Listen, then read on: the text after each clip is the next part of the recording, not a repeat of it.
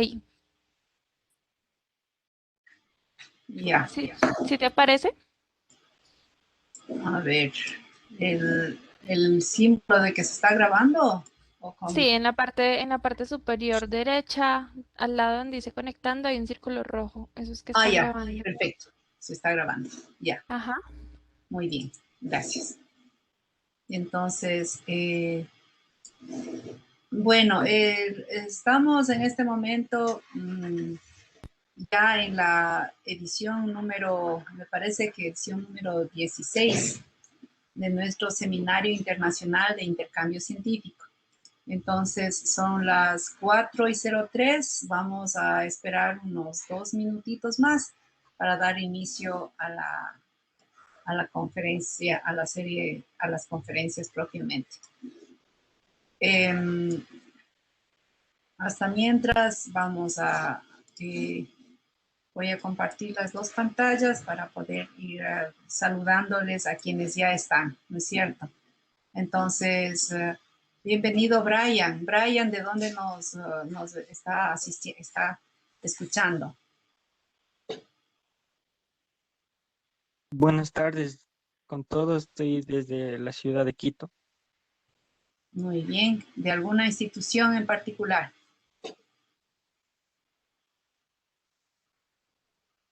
Sí, de la UTC. Excelente. Bienvenido, Brian.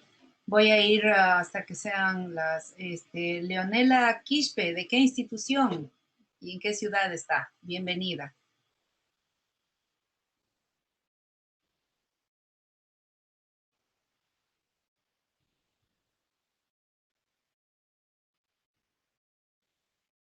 Leonela no nos responde. Bueno, veamos Mayra Pillajo.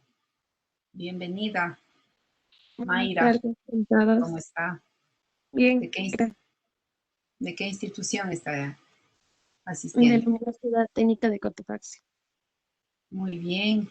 ¿Hay alguien más que esté de otra institución o de otra ciudad? Aquí vemos Roxana. Hola, Roxana. Buenas tardes con todos. Igual, de la Universidad Técnica de Cotopaxi, presente aquí. Muy bien. ¿De qué carrera es usted? Agroindustria. Ah, muy bien. Entonces va a escuchar interesante la charla de su profesor Orlando. Perfecto. Hay un usuario que solo dice usuario. Hay una, dos, tres personas que solo dicen usuario. Por favor, coloquen sus nombres porque para la emisión del certificado, el certificado va a nombre de la persona, ¿no es cierto? No vamos a hacer certificados a nombre de usuario. Entonces, por favor, coloquen su nombre y su apellido. Matthews, no sé si quieres, bueno, eso en la mitad, después de la primera charla. Bien, son las 4:05 de la tarde. Entonces, como les mencionaba, estamos en nuestra siguiente edición del Seminario Internacional de Intercambio Científico 2020-2021.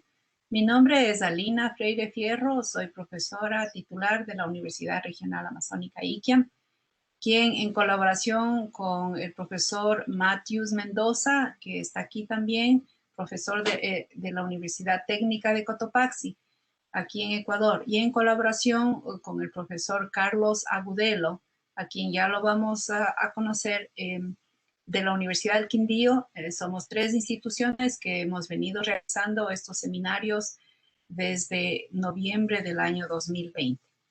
En el día de hoy vamos a escuchar a dos conferencistas. La primera conferencia va a ser de la doctora Olga Lorena Cortés Ceballos de Colombia y la segunda del magíster Jaime Orlando Rojas Molina de Ecuador. Estas conferencias son dictadas cada 15 días, los días miércoles a partir de las 4 de la tarde, perdón, a partir de las 6 de la tarde, de 16 a 18 horas. Entonces, vamos a dar inicio y a darle la bienvenida a la doctora Olga Lorena Cortés Ceballos, quien tiene su maestría y su PhD y representa a la Universidad del Cauca.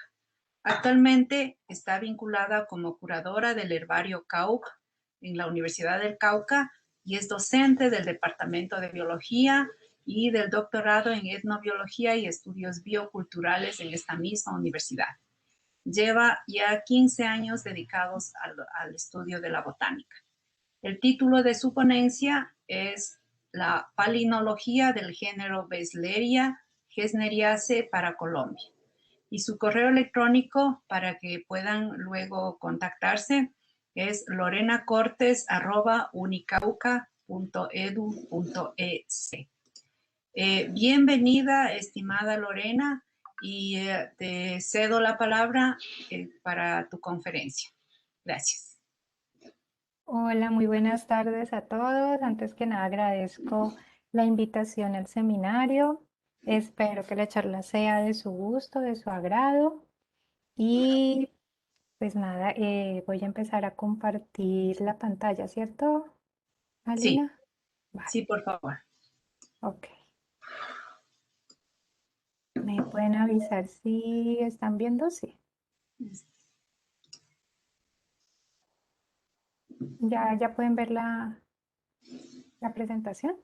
Sí, ya está Sí. la presentación. Listo. Dame un minuto. Creo que tengo que ponerlo el puntero. Quisiera saber si ustedes pueden ver mi cursor se está moviendo o Sí, no se lo puede. están viendo. ¿Sí se puede ver? Está como flechita, si la quieres Ok, como vale. flechita. Sí, sí. Es que a veces no me deja verlo y por eso lo suelo cambiar esto.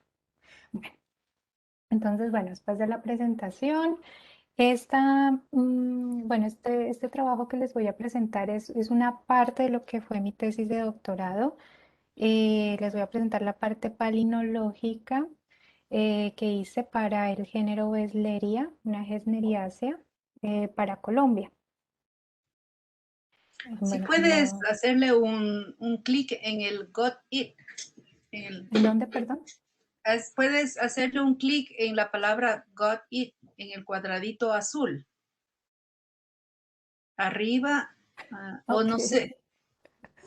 Arriba, Estoy ¿es viendo un para qué? cuadrado azul. No sé si es de tu pantalla o la de Milena. No Ahí. sé si es solo yo o los demás también. Dice, customize your own view by dragging one or more videos to the stage. Qué extraño. Bueno, ¿Se sigue viendo? Sí. Yo tampoco lo veo. entonces es mi compu. Sigue nomás. Ah, ok. Vale. Disculpa. Tranquila. Listo. Bueno, entonces, como les decía, bueno, esta es una parte de lo que fue mi tesis de doctorado.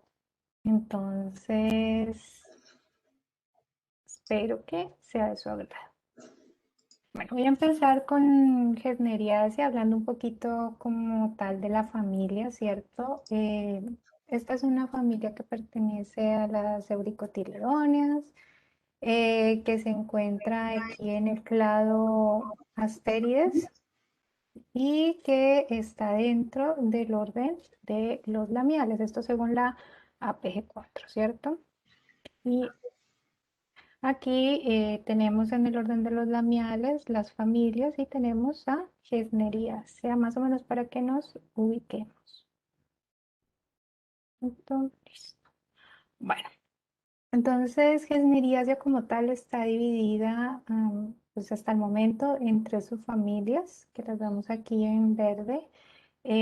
Sangoidea con un solo género, una sola especie, Gesneroidea que es una de las familias, subfamilias pues más grandes del género, pero también tenemos Didimocarpoidea, también con más de 2.200 especies, ¿cierto? Y tenemos aquí a la tribu Besleriae, dentro de la familia Gesneriaceae, que es donde encontramos a Besleria.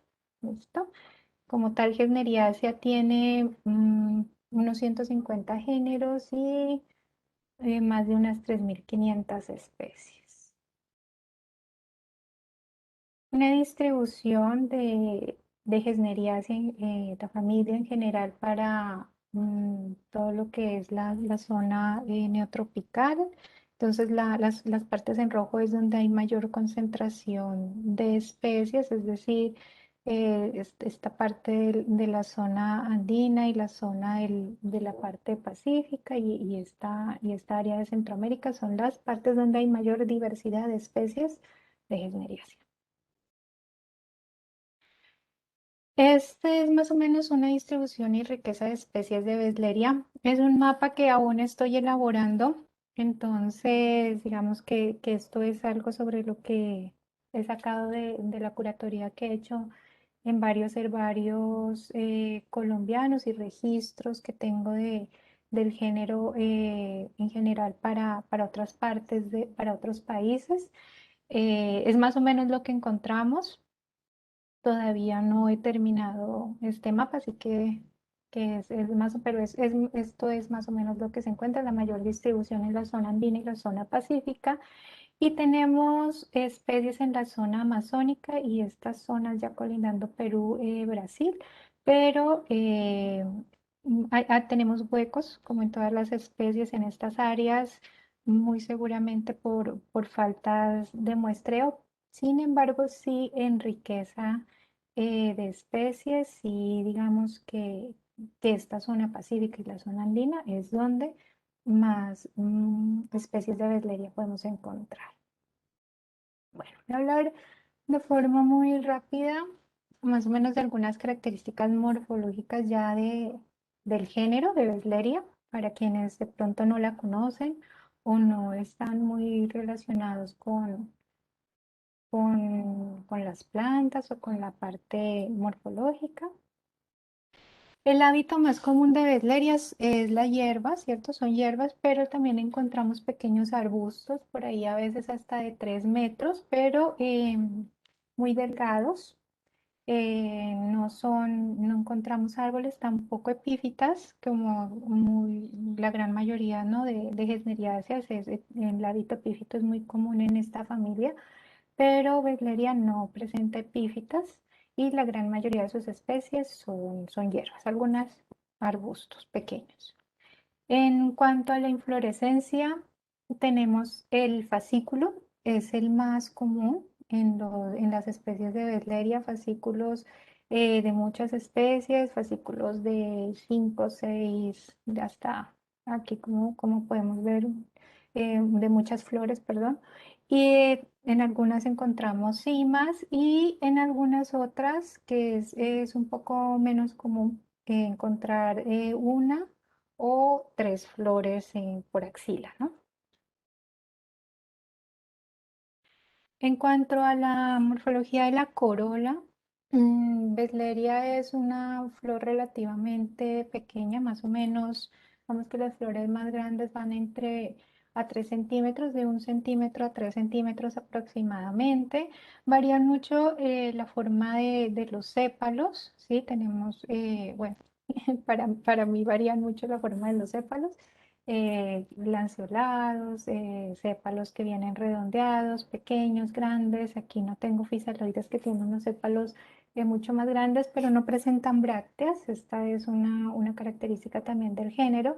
Son corolas ventricosas, presentan unos vientres, pero ellos también varían un poco de tamaño. En este caso, como comosa, que bueno, esta es una especie complicada, pero bueno, que en este caso como comosa tenemos que son unos vientres bastante prominentes, pero por ejemplo tenemos el caso de otras especies como, bueno, esta dice aquí albirensis, lo que sucede es que en este momento la estaba publicando y se quedó como brevisépala, está en proceso de publicación. Son de vientres más más reducidos, o silverstoniana, por ejemplo, tienen unas aberturas y unos lóbulos relativamente pequeños. Otras son más bien tubulares, como en el caso de solanoides, tienden a tener un poco de ser un poco ventricosas, pero es muy leve. Y algunas tienen unos pequeños espolones aquí en estas zonas de aquí, unos más prominentes que otros en algunos grupos, donde por lo general encontramos el estaminodio. Los colores, la mayoría son de un color anaranjado a rojizo. En algunas encontramos amarillas. El blanco es un poco menos común y en algunas se encuentra una combinación entre blanco y amarillo. Ya por dentro pues podemos ver el estaminodio, sí, una característica importante, y muchas otras suelen tener tricomas glandulares. Bueno, ya voy a hablar ahora un poco como de las características del polen para también familiarizar de manera muy general, ¿cierto? El polen ha sido muy estudiado en diferentes grupos para en diferentes grupos de angiospermas, principalmente para ayudar a resolver problemas taxonómicos. Entonces, algunas características de los granos de polen, por ejemplo, tenemos un grano de polen en general, ¿cierto? Tienen una parte viva que está dentro del grano de polen, que se conforma por un protoplasma y principalmente por dos células. En el momento de la fecundación suelen dividirse esta célula en dos y tener hasta tres células. Pero digamos que por lo general suelen tener las dos células, la célula generativa y la célula vegetativa. Digamos que su función principal de esta célula es la de generar el polínico, y la de la célula generativa pues es donde está el gameto como tal. Esta parte viva del grano de polen está protegida por lo que llamamos la esporodera, que en palinotaxonomía es la región que nos interesa estudiar. Esta es la región, digamos, que cuando el grano de polen ya muere, esta parte se degrada, y esta parte que es la esporodermis queda intacta por las características químicas principalmente que tiene, y obviamente físicas, y es la parte que estudiamos y que nos interesa en esta parte de la palinotaxonomía. Entonces, esta parte de la esporodermis principalmente se compone por dos capas, la intina y la exina. ¿Sí? Esta intina es la capa más interna, estamos viendo esto de afuera hacia adentro, ¿sí? Y es compuesta por celulosa, también se degrada cuando el grano de polen muere, y en realidad lo que nosotros estudiamos es esta parte que es la exina, que se divide principalmente en nexina y sexina, compuesta por un biopolímero que se llama esporopolenina. Esta esporopolenina es el compuesto que le da la dureza, que le da la durabilidad, y que además de eso protege, ¿no?, al grano de polen cuando está vivo, y protege esta parte y las células dentro del grano de polen. Y que nos permite hacer los estudios también de polen fósil. Entonces el polen se conserva muy bien a través de los años gracias a esta característica de este biopolímero que lo compone, y es lo que nos permite a nosotros que podamos estudiarlo, que podamos llegar a esta parte de la taxonomía y a la parte de identificación de granos fósiles, ¿no? Entonces voy a hablarles de algunas estructuras importantes en taxonomía o en palinotaxonomía que están presentes en la exina, o sea, lo que nos basamos para poder hacer los estudios. Entonces, la principal característica es lo que llamamos las aberturas, las cuales en sí son unos adelgazamientos de la exina. Tenemos aberturas simples y aberturas compuestas que dependen de dónde esté el adelgazamiento. Entonces, el adelgazamiento es de la primera capa, es decir, de la sexina, es una abertura simple. Y si ya tenemos adelgazamiento tanto de la sexina como de la nexina, hablamos de una abertura compuesta, es decir, una ectoabertura y una endoabertura. Las principales aberturas que tenemos son poros, colpos y sulcos, y ya en las aberturas compuestas podemos tener una combinación, ya sean de colpo con poro, colpo con colpo, poro con poro, como en este caso los porados, y bueno. Aquí yo les muestro simplemente para que vean la gran variedad que podemos encontrar de formas, de número, de aberturas dentro de un grano de polen, la posición de las aberturas. Todo esto es lo que nos ayuda, hablando de la abertura, a clasificar, ¿cierto? Otra parte importante que tenemos es la ornamentación. Entonces la ornamentación es la estructura morfológica de la exina. La ornamentación es principalmente, está en la primera capa, es decir, en la sexina, y son modificaciones que surgen de los elementos tectales, del tectum, de las columelas, que es lo que conforma como tal la sexina, ¿cierto? Y entonces esas modificaciones nos dan unas estructuras que es lo que llamamos ornamentación y varían mucho y obviamente se conservan entre grupos, es decir, ya sea entre especies, entre familias, entre subfamilias y ayudan mucho en la clasificación. Es decir, es un carácter conservador. Bueno, ¿qué estudios en palinotaxonomía hay en Gesneriaceae? En Gesneriaceae se ha hecho en realidad varios estudios hace muchos años atrás ya. Eh, se han estudiado más o menos unos 30 géneros de los 150 géneros que compone este grupo. ¿Qué se ha encontrado? Se ha encontrado que el polen es una estructura que presenta características variables, es decir, que nos permite y que nos ayuda además de eso a clasificar especies en este grupo. Las principales características en la gran mayoría de géneros de Gesneriaceae en aberturas es que sean tres colpadas, es decir, por colpo, acá solo colpo, ¿cierto? En ornamentación encontramos una variación entre ser microreticuladas, reticuladas, ruguladas y perforadas. Esto es más o menos lo que se ha encontrado en general para la familia. Ya entonces, ¿qué se ha hecho en palinotaxonomía o en estudios palinológicos para Besleria? Entonces, bueno, se han hecho en sí 4 estudios, aunque este sí no es como tal un estudio, es más bien un reporte. Es una página en la que toman fotos de los granos de polen y las publican, pero no hacen un análisis estadístico, pero hay reporte de estas 3 especies. Tenemos en sí 8 especies, de las Besleria tiene aproximadamente casi 170 especies y solamente se han estudiado, pues hasta antes de que yo iniciara, habían estudiado apenas 8 especies, ¿sí? Que son estas. La gran mayoría se ha estudiado en Brasil y en Panamá. Bueno, entonces, fue la pregunta de investigación que me planteé para esta parte de la tesis? Pues principalmente, ¿cuáles son las características morfológicas en el grano de polen que tiene Besleria o las Beslerias para Colombia? Y si esas características me permiten hacer diferencia entre especies o me permiten, si me sirven para diferenciar especies. Entonces, en la parte de los métodos, pues lo primero que tuve que hacer fue una curatoría taxonómica de los ejemplares. Entonces, esta se hizo a través de la web principalmente, usando pues las principales páginas donde están reportados o donde se encuentran guardados los ejemplares tipos de las especies, donde encuentro las descripciones originales de las especies.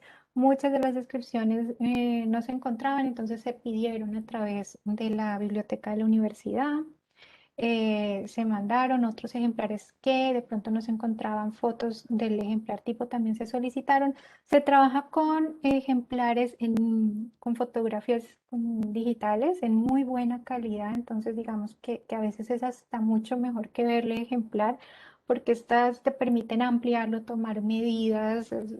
La verdad es que esto funciona muy bien.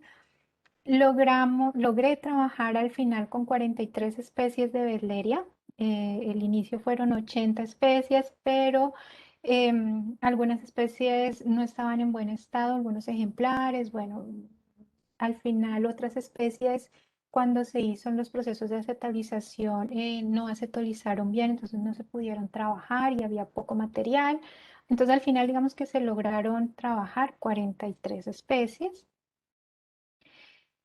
Se trabajó con material exicatos, material seco de herbarios, de estas 43 especies, principalmente estos herbarios fueron de donde obtuve muestras, más herbarios me prestaron ejemplares y pude verlos. Sin embargo, no tenían muestra para poderla tomar o de pronto quedaron dentro de las especies que no se pudieron acetolizar y no se pudieron trabajar. Entonces digamos que como tal los análisis que se incluyeron están estos herbarios. Total, pude trabajar con 92 ejemplares para esta parte palinológica.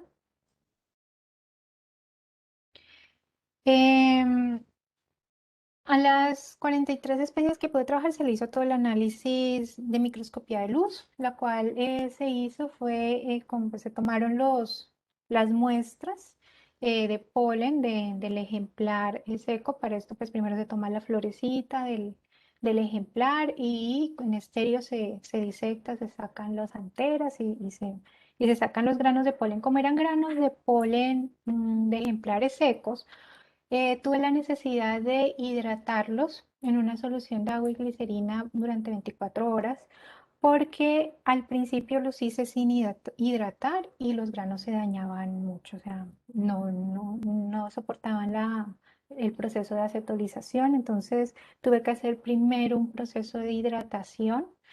Tuve que modificar mucho los métodos de acetólisis y probar en realidad muchos métodos porque realmente Bedleria no fue digamos, tiene un grano de polen difícil de acetolizar. Después de hidratarlos por 24 horas, ya se sumergieron en ácido acético, pero solo de 3 a 5 minutos, lo que por lo general los granos de polen uno los puede mantener en ácido acético, guardarlos en ácido acético. A veces se dice que es mejor dejarlos mínimo 24 horas antes de iniciar el proceso de acetólisis. Para estos granos el ácido acético es bastante fuerte y los degrada muy rápido, entonces encontré que de 3 a 5 minutos era el tiempo justo. Después se enjuagó el ácido acético 2 veces con agua destilada y ya se inició, digamos, el proceso con los ácidos. La gran mayoría de granos me acetolizaron mejor a 60-65 grados centígrados. Eh, Algunos acetolizaron bien a 90 grados centígrados, principalmente los que tenían aberturas colpadas y colporadas acetolizaron mejor a esta temperatura durante 3 minutos, pero la gran mayoría que tenían aberturas poradas acetolizaron mucho mejor a esta temperatura durante 10 minutos. Ya después de esto se hicieron ya los montajes en portaobjetos para poder hacer como tal los estudios ya de medición y fotografía, los cuales se hicieron usando un microscopio Nikon, cámara Nikon. Esto se hizo en el laboratorio de imágenes del posgrado de la Universidad del Valle, donde hice mi doctorado. Y también se hizo un análisis de microscopía electrónica de barrido. Esto solo se pudo hacer para 29 especies, no pude hacerlo para las 31 especies.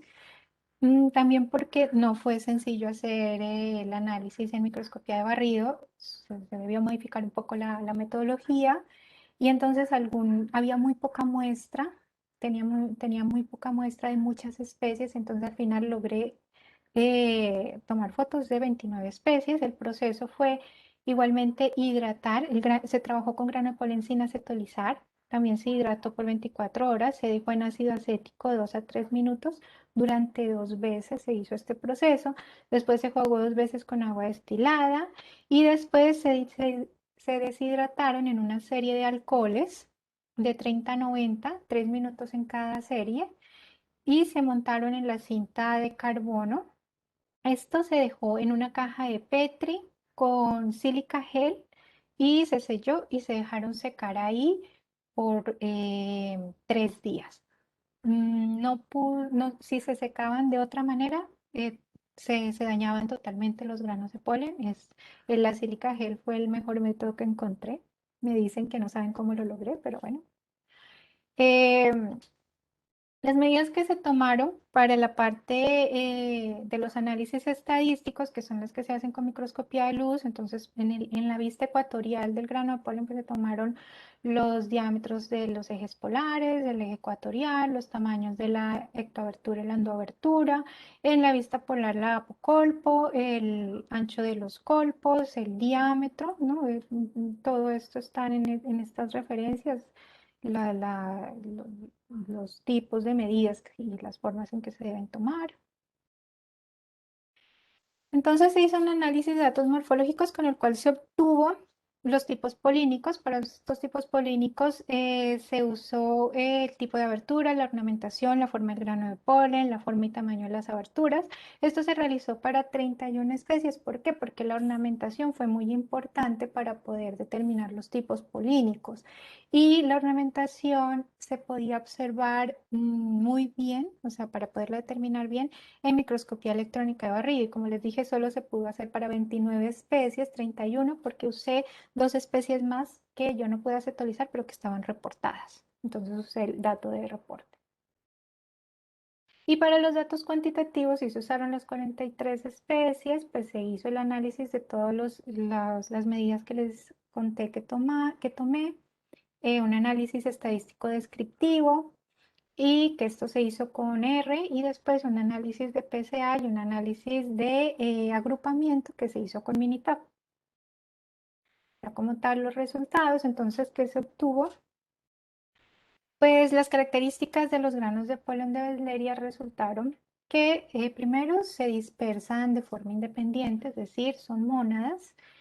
Son granos de polen pequeños que van de 14 a 25 micras, son isopolares y son simétricos. En cuanto a las aberturas, encontré que hay 3 colporados, 3 especies, y encontré 3 porados, 30 especies. Esta fue una novedad porque en general para Gesneriacea, la familia, no se había reportado este tipo de abertura. Ya yo la he encontrado en otros géneros de la misma tribu, que también son estudios que estoy realizando. Que también son estudios que estoy realizando. Se me está Se me haciendo está eco, no sé si de pronto hay un micrófono abierto. Gracias. Ok, entonces en cuanto a la forma, tenemos suboblatos, tenemos oblatos esferoidales, subprolatos y prolato esferoidal. La forma más común fue suboblato, como en este caso. En cuanto a las características de la abertura como tal, entonces en las 3 colporadas tenemos que la endoabertura es de tipo elongada, es decir, está en sentido de la parte más larga de la abertura o va en sentido del colpo. Si aquí tenemos el colpo, aquí tenemos el poro. El poro es la endoabertura, va en este sentido. Tenemos que hay diferentes tipos de colpos. Tenemos colpos muy largos, tenemos colpos largos y tenemos colpos cortos, lo cual tampoco había sido reportado anteriormente para esta familia.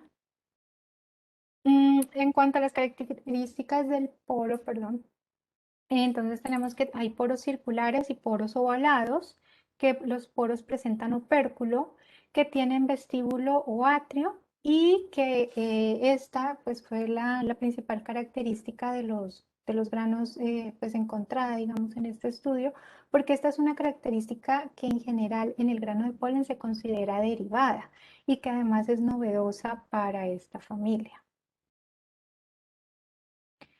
En cuanto a la ornamentación, encontré 3 tipos de ornamentación.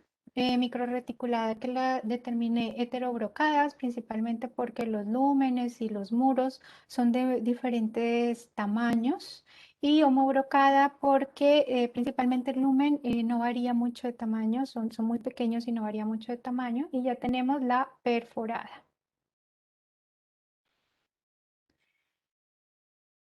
Las especies se agruparon en sí en 18 tipos de granos polínicos. Voy a hacer una explicación un poco breve de las características de cada tipo de grano. Entonces se dividieron de acuerdo al tipo de abertura, ¿cierto? Dentro de los colporados tenemos los colpos muy largos, cortos y los colpos largos. Ya dentro del colpo largo tenemos microreticulada, heterobrocada y perforada. Aquí se definió el tipo 1 con 2 especies, el tipo 2 con una especie. Los que tenían colpos cortos fueron 2 especies, los dos con microreticulada homobrocada. En el colpo largo tenía heterobrocada y homobrocada. Aquí se definieron el tipo 4. Dentro de la homobrocada tenían endoabertura mayor a una micra y una endoabertura menor a una micra, donde ya esto es un colporoide en realidad. Son unas endoaberturas muy, muy diminutas, en realidad muy difíciles también de observar y ya se definen tal como no colporada, sino como colporoide en realidad. Y aquí encontré dos tipos de ornamentación diferente, entonces dividieron en dos tipos más. Los porados fueron mucho más cantidad, entonces salieron también más tipos. Se dividieron principalmente por el tipo de ornamentación, microreticulada heterobrocada, perforada y homobrocada. Dentro de la heterobrocada tenemos poros circulares y poros ovalados. Ya se definían por el largo del poro, los que tenían poros de largo más de 2 micras y los que eran menores a 2 micras. En los ovalados se definían por la forma oblato esferoidal y forma suboblato. Y dentro de suboblato, aquellos que tenían poros menores de 3 micras, mayores de 3 micras. En la microreticulada homobrocada tenemos poros circulares y ovalados. Los poros circulares se dividían en la forma y dentro de la forma también en el largo del poro y el poro ovalado también por su forma. Les voy a presentar a continuación algunas fotos de los tipos de granos polínicos. Entonces aquí tenemos el tipo 3, la ornamentación de la exina. Tenemos algunas formas, ¿cierto? El colpo muy largo, como ustedes pueden ver, casi llegando hasta los polos. Y la endoabertura. Voy a pasar porque son 18, entonces no me tendré que explicar mucho cada una, sino las características más importantes. Aquí tenemos los colpos cortos, colpos que fueron muy cortos. Tenemos aquí colpos largos y como podemos ver aquí, podemos ver que en el espacio el apocolpo, los colpos muy largos prácticamente no dejaban espacio en el apocolpo. Ya en estos otros dos tipos que se diferencian principalmente aquí tenemos por ejemplo el tipo 6 que se diferencia del tipo 7 que viene acá porque este tiene una ornamentación constante en todo el grano de polen, mientras que aquí en el tipo 8, si ustedes miran, la ornamentación es aquí constante en la parte ecuatorial, pero al subir hacia la parte polar, hacia la zona del apocolpo, que ustedes pueden ver que también tiene unos colpos supremamente largos, va cambiando el tipo de ornamentación. La ornamentación varía acá, ¿no? Entonces eso también nos permitía diferenciarlos. Tenemos aquí ya los porados.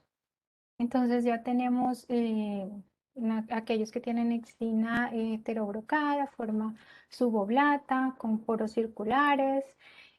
Aquí también, pero lo que nos diferencia es el tamaño del largo del poro. Igualmente aquí la exina heterobrocada, pero tenemos unos poros ya ovalados y también de mayor tamaño que ustedes miran, son poros un poco más grandes, ¿cierto? Mm, y bueno, aquí más o menos lo que nos diferencia son la forma. Este es oblato esferoidal, suboblato, como podemos ver, es igual esto ya es de acuerdo a las medidas, son tamaños y formas que ya están definidas de acuerdo a unos rangos que se presenten en las medidas. Tenemos los que tienen la exina perforada, que encontré dos, Physalioides y silverstoniana, que de hecho fueron dos especies nuevas que salieron del trabajo. Tenemos aquí los granos que tienen poros circulares y forma suboblata y que se diferencian entre los dos por el tamaño como tal del grano de poro, perdón, tamaño del poro. Y ya tenemos eh, este que se nos diferencia principalmente por la forma y el poro circular. Y aquí igualmente, bueno, como ustedes podrán ver, observar.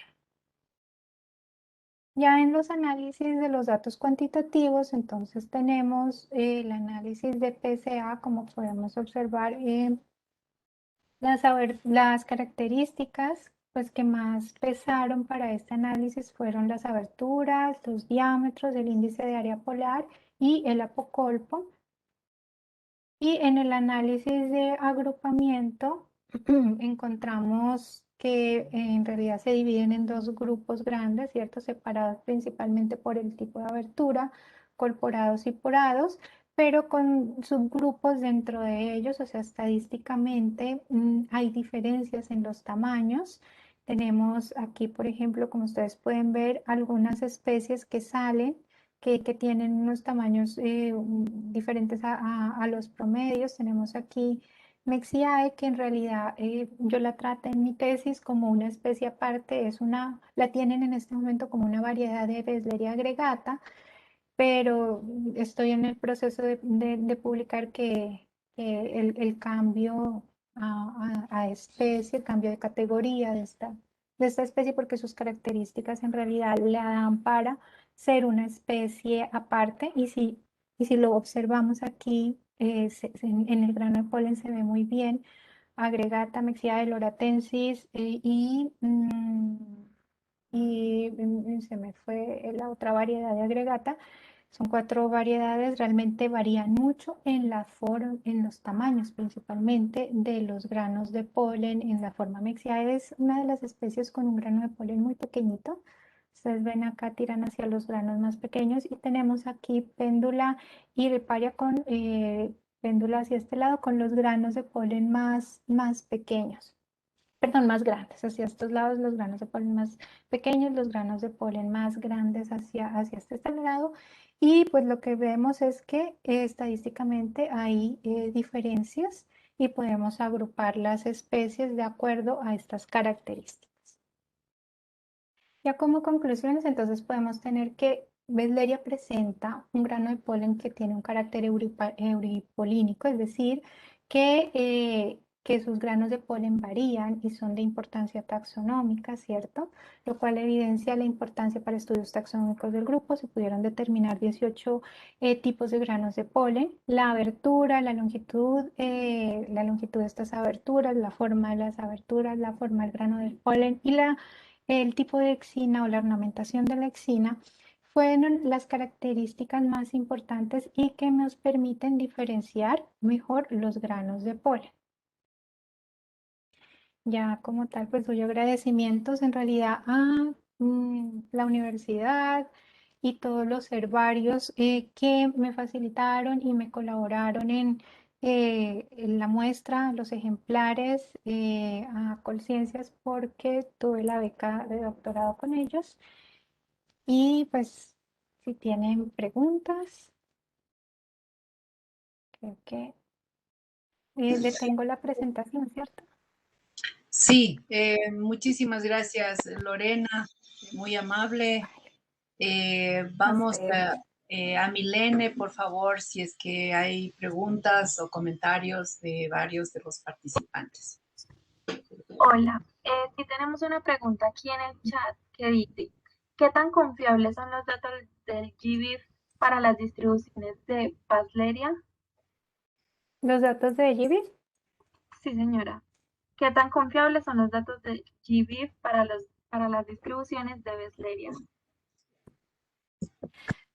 Pues la verdad yo no confío mucho principalmente porque cuando yo visité los herbarios, lo que yo encontré es que hay muy mala determinación de los ejemplares. En la gran mayoría hay unas especies que se identifican fácilmente, sí, y hay especies que de pronto son más confiables, pero hay especies que no están muy bien determinadas y entonces cuando tú subes el dato a GBIS, el problema es que pues ahí no te verifican que realmente el dato que estás colocando de verdad pertenece a esa especie, ¿cierto? Entonces yo lo que prefiero hacer es confirmar eso con el ejemplar y por eso me he demorado tanto, pero creo que es la mejor manera para hacerlo. Aquí en Sí, el chat no tenemos más preguntas. gracias.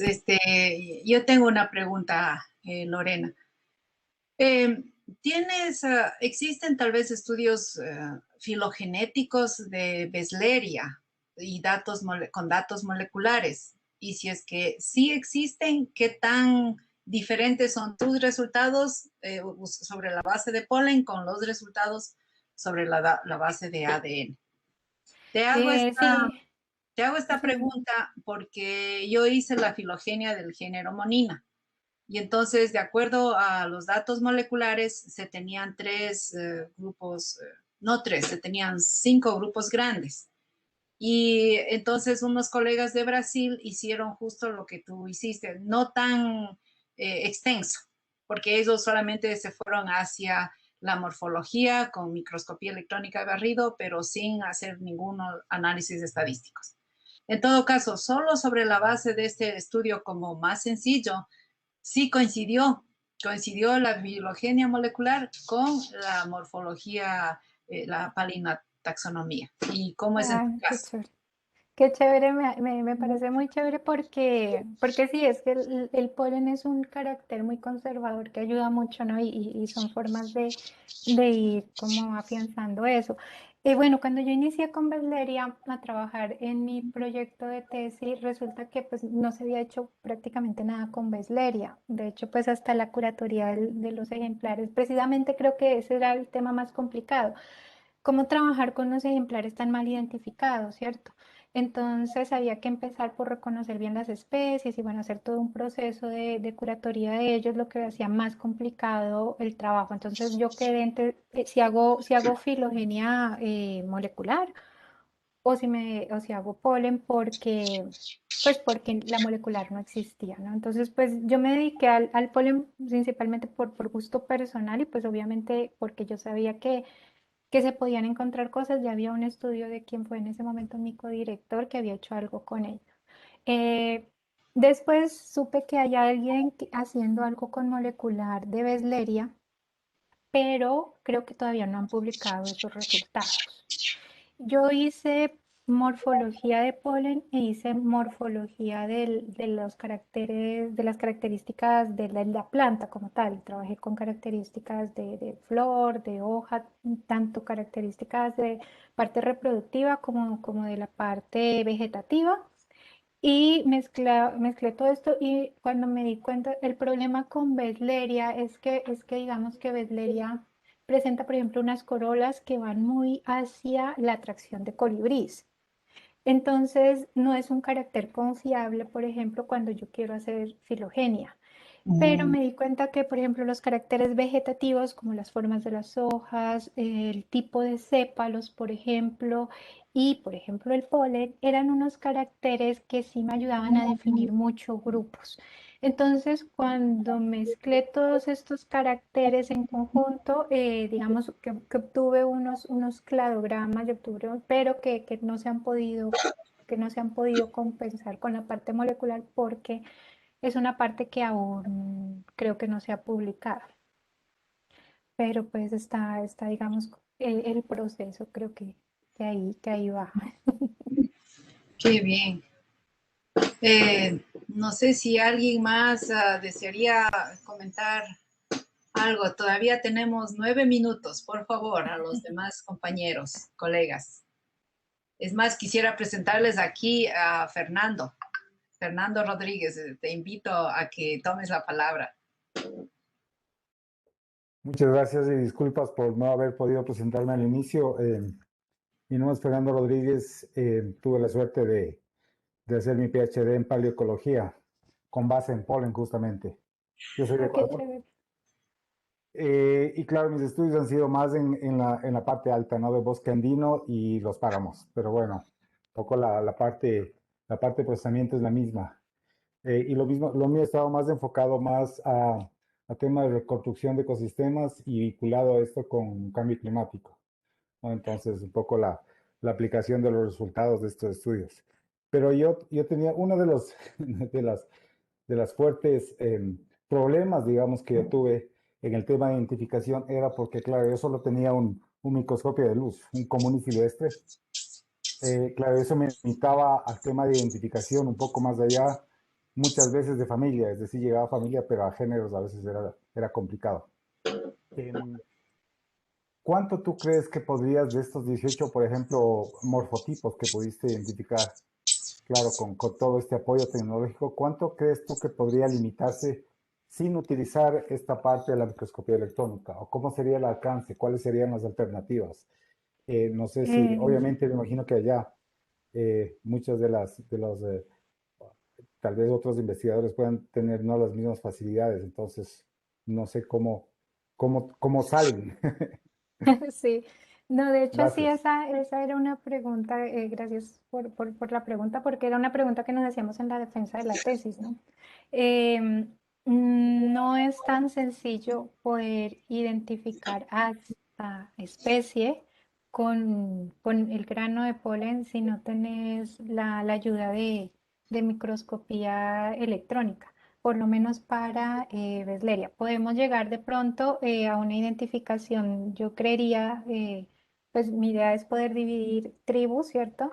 Porque tenemos los largos de los colpos, tenemos los poros y entre las formas de los granos de polen se logran identificar variaciones y ver si esto nos ayuda a generar algún tipo de tribus algún tipo de secciones dentro del grupo, ¿cierto? Dentro del género. Entonces, pero ya digamos que la identificación de esta especie se vuelve un poco más difícil y de pronto podríamos llegar a grupos, pero si no se cuenta con microscopía electrónica, a veces no se puede llegar a que es Besleria, de pronto a un grupo dentro de Besleria, pero identificación de especie con polen es muy complicado. Sí, sí, no te digo que a veces es complicado con la planta. O sea, a veces es difícil identificar la especie porque en realidad la taxonomía del grupo no es tan sencilla. Entonces, con los granos de polen hay esa restricción, sí, es verdad. Muy amable, gracias, ¿no? A ti. Gracias. Y haciendo seguimiento a la pregunta de Fernando, ¿crees que habría cómo hacer una clave de identificación de especies combinando las características morfológicas y las características de polen hasta microscopio óptico? Sí, sí, de Ah, hecho yo la estoy elaborando. qué Sí, bien. sí, sí, sí se puede. Ujú, haciendo creo que saldría una clave obviamente artificial, ¿no? Es decir, no creo que está muy ligada a la filogenia, por lo que te digo No, que las eso corolas de mejor. Besleria son muy idas hacia la parte de la atracción del polinizador. Pero sí se puede llegar a una clave de identificación de especie con mezclando los dos caracteres y sin usar electrónico, sí. Claro, Ujú. porque justo mm, Fernando me mencionaba que en la Universidad Católica tiene un banco de datos de 12.000 granos de polen. Entonces, ¿se imaginan hacer un estudio Chévere. morfológico de esas especies y después hacer clave de identificación Uf. híbrida de las... ¡Wow!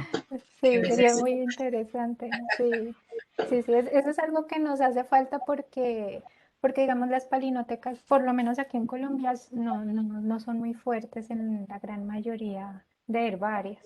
Entonces, digamos que si tenemos un registro amplio y tenemos una gran cantidad de datos, entonces, hacer esa combinación sería súper interesante. claro. Gracias. Daniel Ramírez quiere hacer A una ti. pregunta por vos. Hola Lorena y profesora Alina y a todos los integrantes del Seminario Internacional, muy buenas tardes.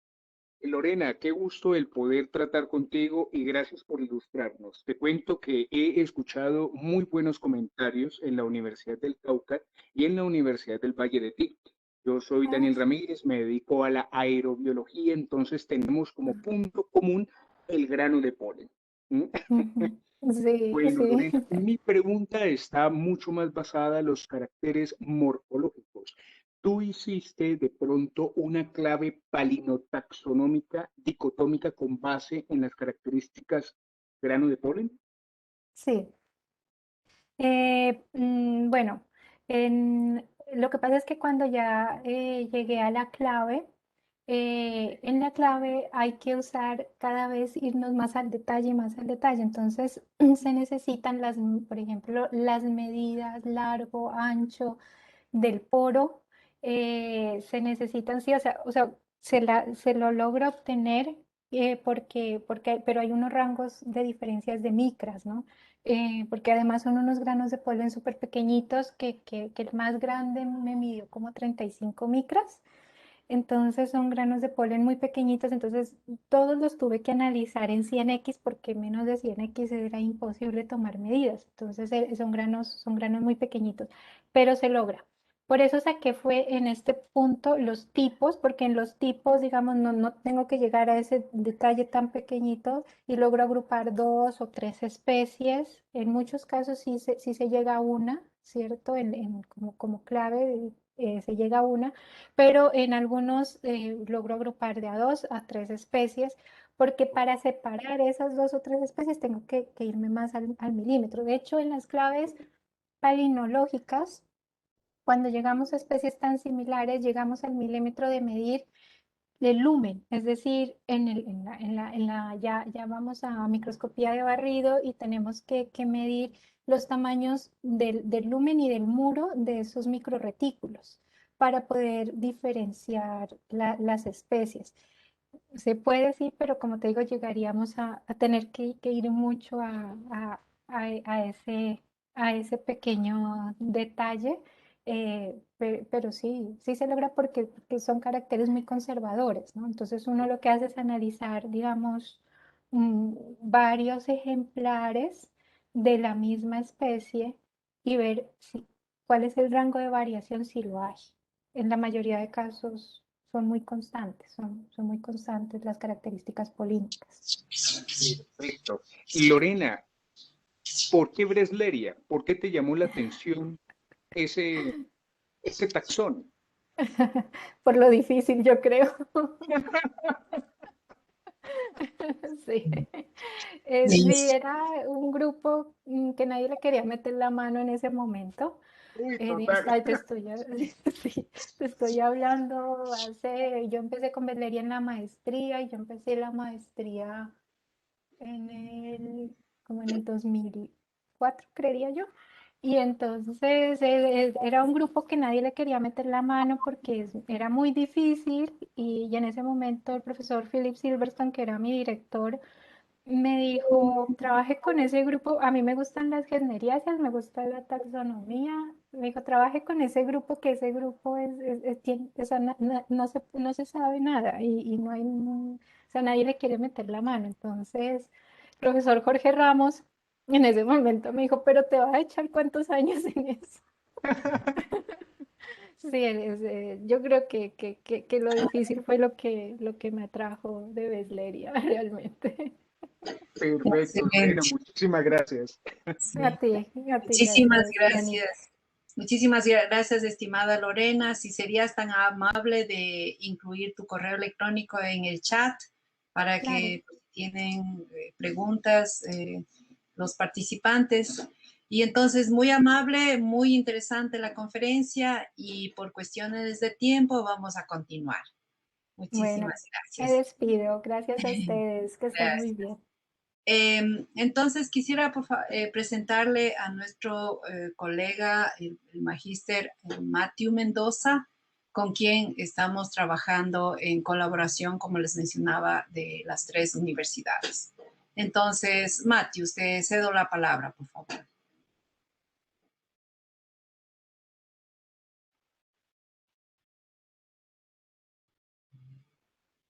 El micrófono está silenciado, Matthew.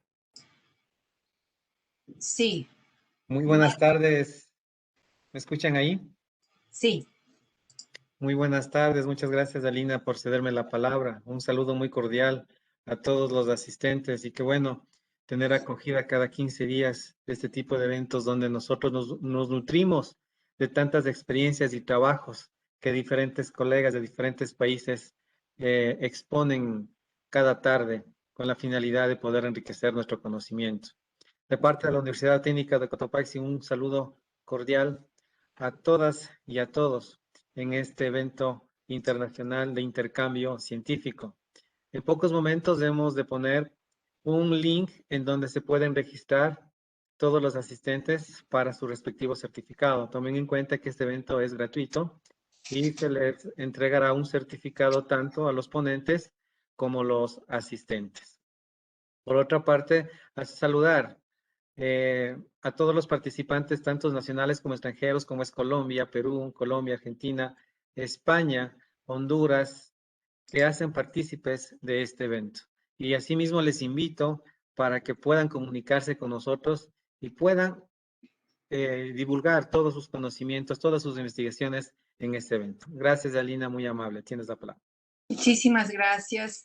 Y entonces ahora desearía para que tome la palabra Milene, quien va a hablar en representación del otro colega que estamos organizando de la Universidad del Quindío. Ana Milene, por favor. Hola a todos, buenas tardes, bienvenidos nuevamente a este intercambio científico que llevamos realizando ya desde el 2020. Es súper importante este intercambio para compartir los conocimientos. De parte de la Universidad del Quindío, del profesor Carlos Agudelo y de mi parte Ana Milena, les doy la bienvenida, que sigamos y a que nos sigamos reuniendo en estos encuentros. Muchas gracias por estar aquí y le doy la palabra a Lina. Muchas gracias, Ana Milene. Entonces, vamos a continuar. Si me permiten, voy a compartir la pantalla para presentarle a nuestro siguiente conferencista. Bien, si están viendo la pantalla, por favor. Sí, Alina. Ya. Entonces, el siguiente conferencista es el magíster Jaime Orlando Rojas Molina, quien es docente e investigador de la Universidad Técnica de Cotopaxi. Es químico de alimentos de la Universidad Central del Ecuador. Es magíster en Sistema de Gestión de Calidad de la Universidad Central del Ecuador y docente ocasional en la carrera de Agroindustrias de la Universidad Técnica de Cotopaxi. Actualmente está cursando la maestría en Ciencia y Tecnología de los Alimentos y el doctorado en Ciencias de los Alimentos en la Universidad de La Habana. Está haciendo su segunda maestría. Es coordinador del proyecto Aplicación de microencapsulados de principios activos en plantas en la agroindustria. Es miembro del grupo de investigación UTC en procesos tecnológicos agroindustriales y tecnología para la obtención y estabilización de mucílagos de plantas de uso industrial. Orlando presentará su charla Microencapsulación de un extracto de orégano mediante secado por aspersión y el correo electrónico es orlandorojas@utc.edu.es. Cabe anotar que para mí así es un gusto presentarte, Orlando, porque trabajamos en este proyecto. Yo trabajé un poquito tiempo de la parte botánica en el proyecto en el que Orlando está liderando. Entonces, bienvenido, Orlando, y por favor, continúa. Muy buenas tardes, ¿no? Con todos los asistentes. Es un gusto justamente compartir algunas de los trabajos que se vienen desarrollando a nivel de la Universidad Técnica de Cotopaxi, ¿no? Bueno, les voy a compartir la pantalla para iniciar con la difusión de estos resultados. Bueno, justamente la idea, ¿no? de microencapsular ciertos principios activos de plantas nace desde de que planteé mi tesis doctoral, ¿no? Donde lo que hice es microencapsular ciertos aceites esenciales, ¿no? Justamente para aplicarles a matrices alimentarias y obviamente prolongar el tiempo de vida útil de esos productos. Entonces, nació como una idea de doctorado que ahora ya lo estamos llevando justamente a un proyecto formativo y esperamos también ya ir hacia un proyecto generativo, ¿no? Que obviamente tenga un mayor impacto en la parte investigativa. Bueno, el día de hoy voy a compartirles justamente un trabajo que se viene desarrollando en conjunto con algunos estudiantes de la carrera de agroindustrias, ¿no? Y nos vamos a centrar específicamente en lo que es el desarrollo de un microencapsulado de orégano, en este caso orégano vulgare, mediante secado por aspersión. Ya, perfecto. Entonces, todos sabemos, ¿no? Ciertas formulaciones a nivel alimentario tienen un exceso de la utilización de ciertos aditivos alimentarios, que obviamente, ¿no? Pueden generar ciertos aspectos toxicológicos y generar algunos defectos, ¿sí? En la salud de las personas. Entonces, obviamente ellos pueden ocasionar, ¿no? Ciertas enfermedades, sí, cuando se los aplica sobre las dosis, sobre los límites permisibles, ¿no? Entonces, este proyecto lo que hace, ¿no? Es plantear y obviamente tener una alternativa, ¿sí?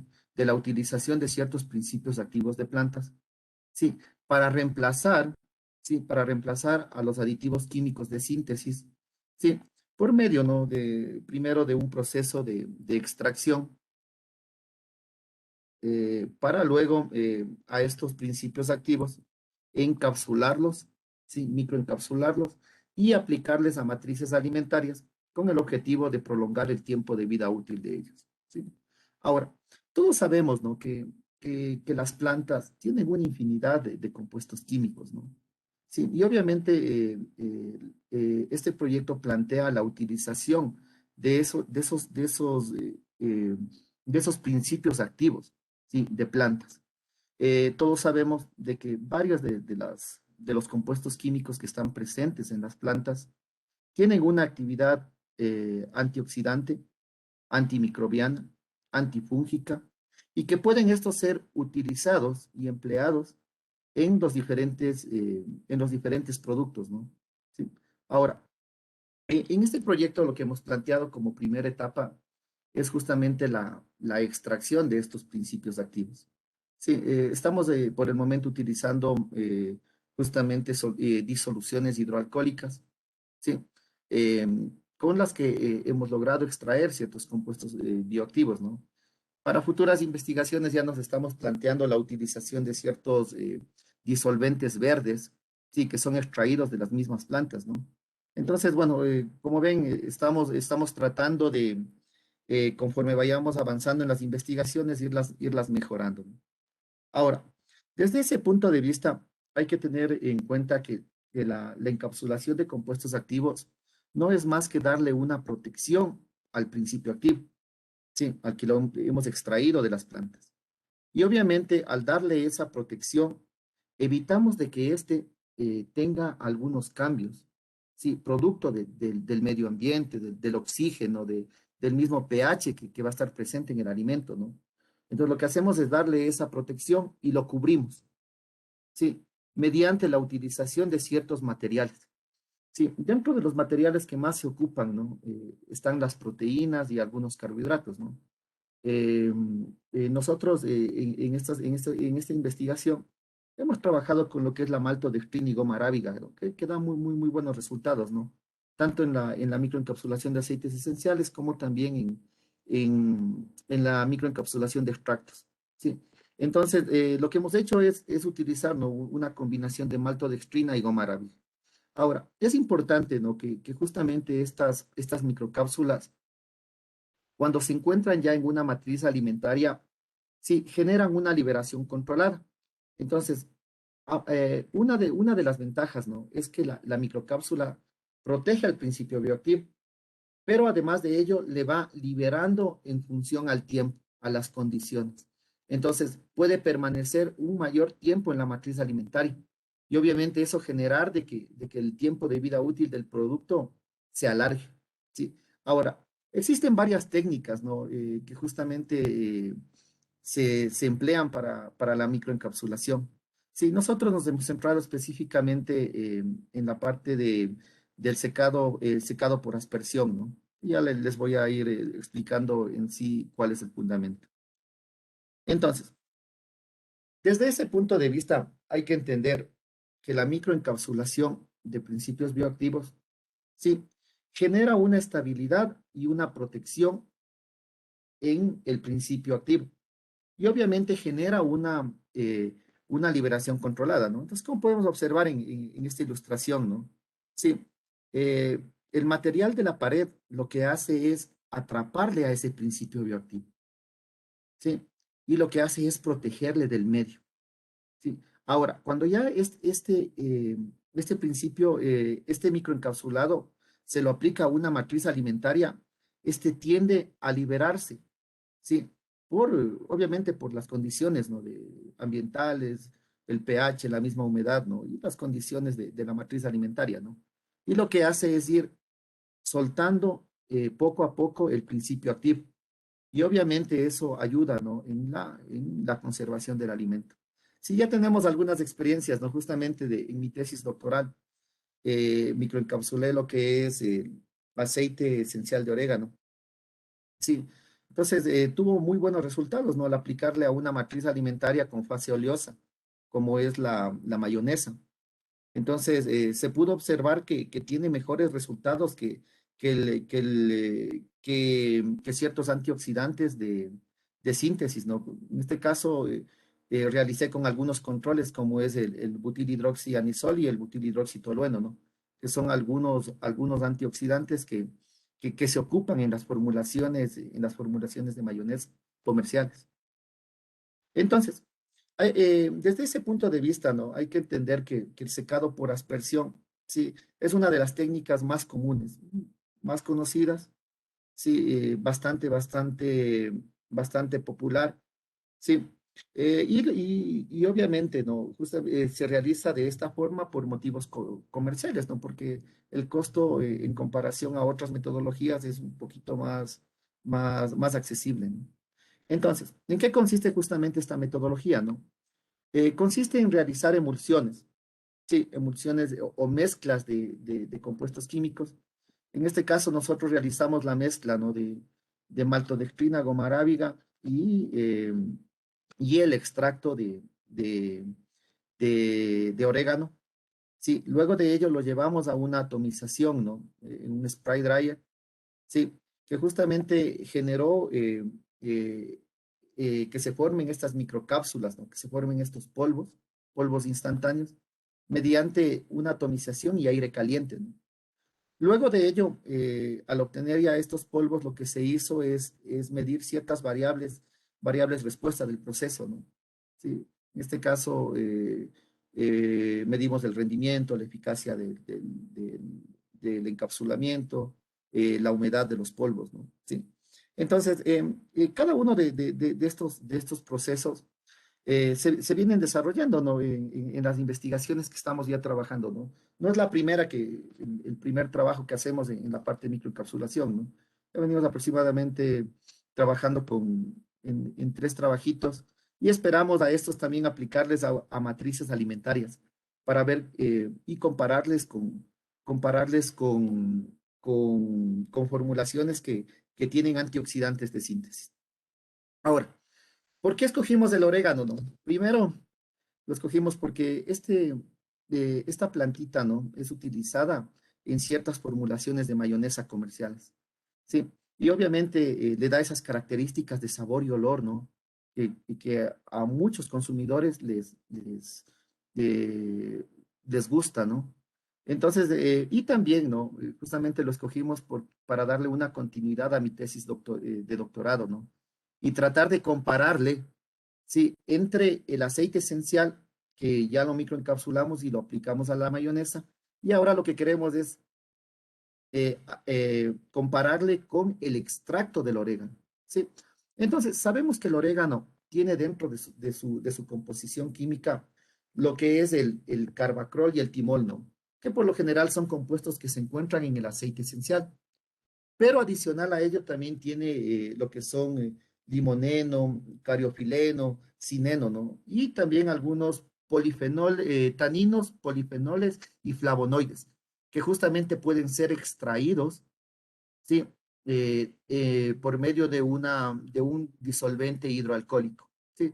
Entonces, revisamos bastante bibliografía, ¿no? Y nos decía que mediante esas extracciones hidroalcohólicas podemos obtener lo que son los polifenoles, flavonoides y taninos específicamente.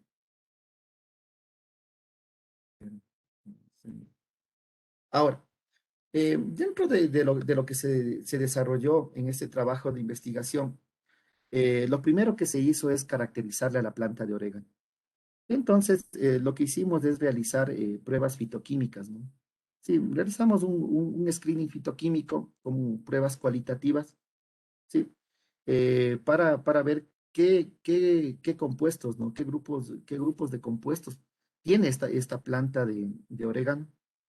Luego a este se le hizo justamente lo que es la capacidad antioxidante, utilizando la metodología de FRAP, ¿no? Que es el poder antioxidante del hierro, hacia el hierro. Luego de ello, lo que hicimos es realizar una extracción hidroalcohólica de los compuestos químicos, sí, manteniéndonos con ciertas metodologías que ya han sido probadas, ¿no? Sí, justamente le hemos dado continuidad a los trabajos que venimos desarrollando en la universidad.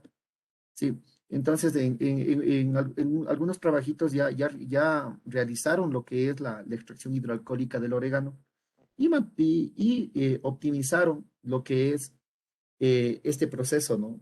Bajo ciertas condiciones, específicamente el 90% volumen de etanol por 24 horas de tiempo de extracción y 60 grados centígrados, donde se obtuvieron los mejores resultados justamente al momento de realizar ese proceso, ¿no? Luego, a los extractos los caracterizamos, ¿no? En función a capacidad antioxidante, contenido de polifenoles, de sólidos totales, se le hizo acidez y también pH, ¿no?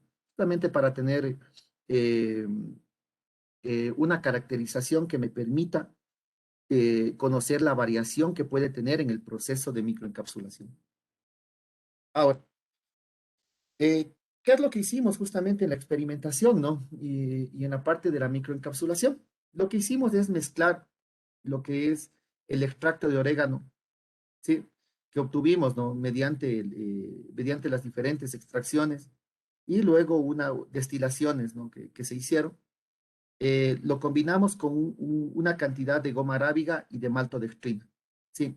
En proporciones, ¿no? Justamente la formulación de la emulsión tiene un 33.3% de goma arábiga, un 33.3% de maltodextrina y un 33.4% del extracto. Sí, a este extracto se le sometió a un secado por aspersión. Sí, justamente esto lo trabajamos en una universidad amiga, ¿no? Con la cual venimos justamente realizando estos trabajitos, ¿no? De microencapsulación. Las condiciones, ¿no? O los factores que nos permitieron realizar un diseño experimental de superficie respuesta fueron la temperatura de entrada de aire y la velocidad de flujo de alimentación, ¿no? Como ven, tuvimos ciertos factores, ¿sí? Y ciertas condiciones, ¿no? Específicamente trabajamos en la temperatura de entrada de aire de 130 a 150 grados centígrados, de la velocidad de flujo de alimentación de 0,5 a 0,7 litros por hora. Sí, estas condiciones las definimos en función a otros trabajos que se vienen desarrollando, ¿no? Adicional a ello, justamente con la experiencia del personal de esta universidad amiga, definimos estos parámetros, ¿no? Para justamente realizar ese diseño experimental. Una vez definidas estas condiciones, lo que hicimos es medir los factores, las variables respuesta, ¿no? Entonces definimos justamente las variables respuesta en función a la humedad, al rendimiento, ¿sí? Y a la eficacia de la microencapsulación, ¿sí? Esto, como ustedes ven, ¿no? Son variables respuesta que me van a dar eh, el mejor, en este caso, el mejor tratamiento, ¿no? Y obviamente generar un modelo matemático que me permita ver la tendencia que tiene el proceso, ¿sí? Ahora, dentro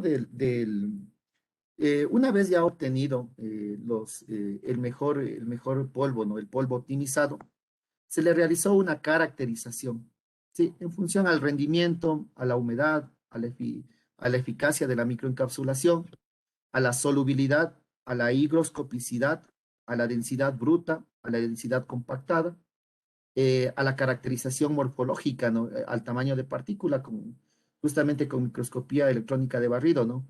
Y adicional de ello, algo que es muy importante aquí, se realizó lo que es la capacidad antioxidante, ¿no? Porque obviamente lo que quiero es retener principios activos, ¿sí? Retener principios activos del extracto para que esos luego puedan actuar como antioxidante en las matrices alimentarias que tenemos pensado aplicarlas, ¿sí?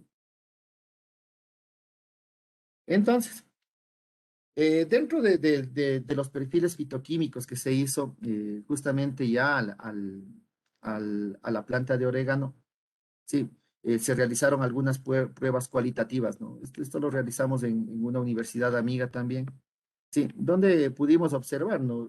Justamente que los compuestos fenólicos y los flavonoides pueden ser extraídos, sí, por el extracto, por los extractos hidroalcohólicos. Eso es algo importante, ¿no? Porque obviamente ustedes saben, ¿no? El aceite, el orégano tiene aceite esencial y también tiene otros compuestos que pueden ser antioxidantes, ¿no? Nosotros ya trabajamos con el aceite, ahora queremos ver qué funcionalidad le damos también al extracto. Entonces, pudimos detectar, ¿no? De que existen compuestos fenólicos y flavonoides, ¿no? Que por lo general tienen estos una actividad antioxidante, ¿sí? Ahora, luego de haber detectado estos compuestos químicos, lo que hicimos, ¿sí? Es a estos realizarles la actividad antioxidante, ¿no? Capacidad antioxidante. Sí, utilizamos justamente lo que es la técnica de FRAP, ¿no? Sí, y obtuvimos, ¿no? Justamente ya del extracto entre 912 micromoles de hierro 2 más por gramo de muestra. Sí, lo que evidencia, ¿no? De que hay un alto contenido de antioxidantes presentes en esta planta. ¿Sí? Ahora, luego de ello, lo que hicimos es realizar la extracción. ¿Sí? Como les había comentado anteriormente, utilizamos algunas investigaciones que ya se realizaron en el proyecto, donde se definieron las condiciones ideales de extracción. Entonces, las condiciones ideales de extracción, óptimas de extracción, estaban dadas al 90% de volumen de etanol por 24 horas, a 60 grados centígrados y una relación 1:1 de droga disolvente. ¿Sí? Una vez que realizamos ya la extracción de estos compuestos bioactivos, ¿sí? Caracterizamos a ese extracto, ¿sí? En función, ¿no? A la capacidad antioxidante y obtuvimos, ¿no? 2680.23 micromoles de hierro 2 más por gramo, que es una cantidad elevada, ¿no? Aquí también hay que destacar algo, ¿no? En primera instancia lo que se hizo es secar a la muestra. Sí, se lo secó a temperaturas de 40 grados centígrados, porque obviamente no queríamos dañar los compuestos bioactivos, ¿no? No queríamos generarle cambios en su composición, ¿no? Y obviamente sabemos de que estos compuestos bioactivos se pueden destruir a temperaturas altas. Entonces lo que hicimos es secarle a 40 grados centígrados aproximadamente por 3 días. Luego de eso realizamos una molienda y ahí aplicamos estas condiciones de extracción. Ahora, dentro del proceso de la extracción de estos compuestos bioactivos, tuvimos que eliminar el etanol presente en el extracto. Bueno, eso lo realizamos, ¿no? Con un retroevaporador, una destilación al vacío, con la cual eliminamos ese ese etanol sin afectar los compuestos bioactivos, ¿no? Ahora, a este extracto lo caracterizamos y vemos claramente, ¿no?, que tiene un alto contenido de capacidad antioxidante, ¿no? Estamos hablando de 2680.23, ¿no?, que es un valor alto. Una cantidad de polifenoles de 1.28 miligramos por mililitro de extracto. Sólidos totales de 5.8%. Una acidez de 0.15 porcentaje masa-masa, ¿no?, expresado en función al ácido cítrico, y un pH de 6.98, ¿sí? O sea, como ven, le caracterizamos al extracto obtenido en primera instancia. Ahora, luego de ello, lo que hicimos es, como les había comentado, aplicarle un diseño, condiciones de restricción para el secado. Entonces, nos manejamos con dos factores, ¿no? El primero, que es la temperatura de entrada de aire, sí, que estuvo entre 150 de 130 a 150, ¿no? Y la velocidad de flujo de alimentación estuvo entre 0.5 a 0.7 litros por hora. Sí, ahora, dentro hay que destacar aquí algo, ¿no? Al momento de realizar ya el modelo matemático, se utilizó el programa de SciExpert, ¿no? Y justamente utilizamos lo que es el diseño de superficie respuesta, exactamente el modelo 4 óptimo, ¿no? En el cual obtuvimos nueve corridas experimentales, ¿no? ¿Sí? Entonces, a estas nueve corridas experimentales, ¿sí?, como variables respuesta, se obtuvo el rendimiento, la eficacia del encapsulamiento y la humedad. Entonces, bueno, se realizó todo un modelo estadístico, un tratamiento de datos, ¿sí?, para ir justamente generando un modelo matemático que se adapte a estos resultados obtenidos, ¿no? Entonces se puede evidenciar, ¿no?, que exactamente la corrida 6, ¿no?, de temperatura de aire de entrada de 150 grados centígrados y una velocidad de flujo de alimentación de 500 mililitros por hora, tuvo un rendimiento del 95.15, una eficacia del encapsulamiento del 94% y una humedad del 3.5%. Aquí hay que añadir algo, ¿no?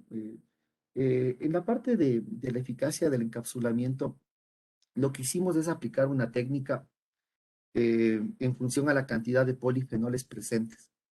Sí, entonces utilizamos la técnica de Polin-Cicateo, sí, lo que se hizo es calcular el contenido total de la microcápsula, ¿no?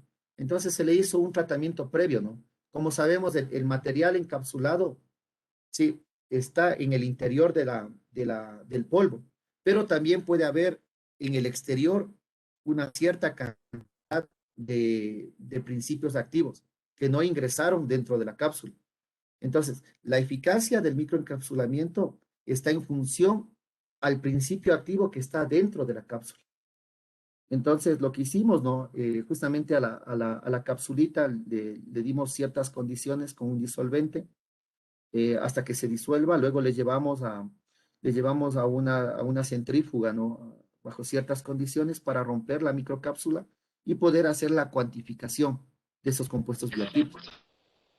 Ahora, luego de ello, se calculó la cantidad en este caso, de polifenoles que están presentes en el exterior de la microcápsula. Entonces, para ello lo que se le hizo simplemente es un lavado de la microcápsula, ¿no?, y un filtrado, y ya se obtuvo la cantidad de polifenoles que estaban en el exterior. Y luego, por un simple cálculo matemático, ¿no?, se restó el total para lo que está en el exterior y ya teníamos el valor de lo que está justamente encapsulado, ¿no? Ahora,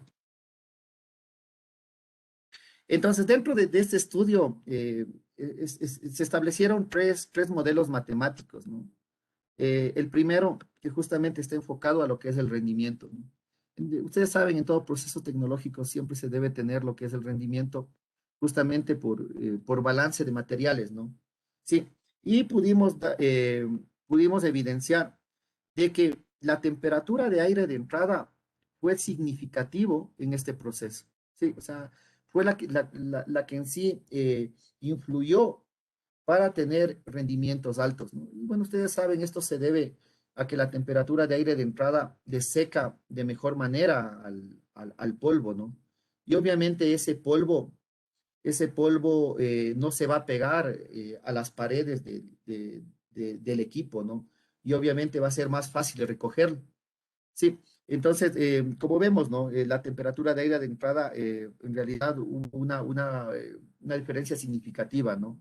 Entonces, a medida que aumenta la temperatura de aire de entrada, aumenta el rendimiento del secado y de la microencapsulación.